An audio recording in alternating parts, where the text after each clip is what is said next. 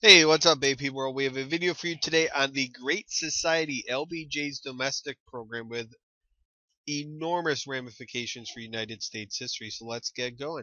Background on the society, that was great. You see what I did there? Huh? Yeah, that was good, right? Okay, so let's talk about this. The election of 1964. I do have a video for it. Check the description below for a link to it. This is between Lyndon B. Johnson on the left and Barry Goldwater on the right. LBJ's platform for this election included the Great Society, and he wins in a landslide. So the Great Society is influenced by a book, The Other America, written by Michael Harrington. And this book argued that 25% of the nation lived in poverty, and an abnormally high rate of African Americans lived in poverty as well. And LBJ believed that the federal government could alleviate poverty or could help out in getting rid of poverty. So, what exactly is the Great Society? Well, it was a speech that was given at two separate colleges' graduations. The first was Ohio University, which is located about 2 hours from Cincinnati. It's a small little town, Athens, Ohio. I've been there, pretty nice. And then Michigan State, an enormous college. So, these two commencement speeches, he outlined the Great Society, and this was a focus on domestic programs that included civil rights, poverty, and education. I want you guys to remember this is a continuation of the New Deal program plus some civil rights. And this he built on the ideas and programs laid forth from the New Deal and took them a step further, as we will see. So let's talk about civil rights in the Great Society. Well, the Civil Rights Act of 1964, you see LBJ signing this, and just above his left shoulder, you see Dr. Martin Luther King Jr. there standing with him.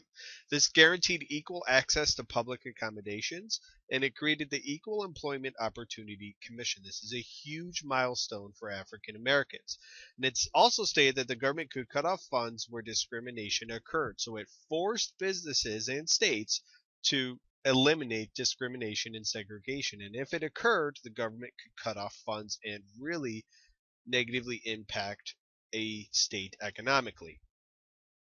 Title VII of this act also stated that discrimination in workplaces is illegal. The 24th Amendment occurs under LBJ's administration, and this made poll taxes illegal. So now African Americans no longer have to pay poll taxes.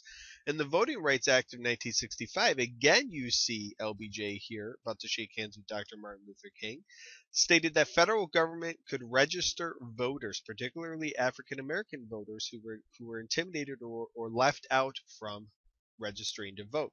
And this eliminated literacy tests for voting as well. So the 24th Amendment, the Voting Rights Act of 1965, got rid of two enormous obstacles for African Americans when it came to voting. And the number of African Americans registered to vote in the South skyrocketed as a result of the Voting Rights Act of 1965. Let's move on over to poverty. Well, LBJ issues what is known as a war on poverty, and he created the Office of Economic Opportunity, which administered money to various programs in areas of the country, particularly low income areas. And an organization that was created was HUD, or Housing and Urban Development, still around today. And this is a cabinet position created during LBJ's administration, and the focus of this was on urban development and renewal, especially areas of cities that were low income and kind of run down. And again, this is still around today. LBJ signed the Elementary and Secondary Education Act, and there was his grade school teacher. I want to say his kindergarten teacher. So you guys need to promise me if you ever become president and sign an education bill, you'll have me sitting next to you when you sign it. Billions of dollars were given to assist primary and secondary education in the United States, and this helps influence future presidents' programs with education. Head Start was also created under him, which was an early childhood education program. And here is his wife, Lady Bird Johnson, reading to a class full of students. And if this girl right here is not meant to be a teacher, I don't know who is. Look at her telling them to quiet and stop messing around and listen to the First Lady of the United States. I would love to know what this girl is doing, what her profession was. My guess is she's a teacher. She looks like it.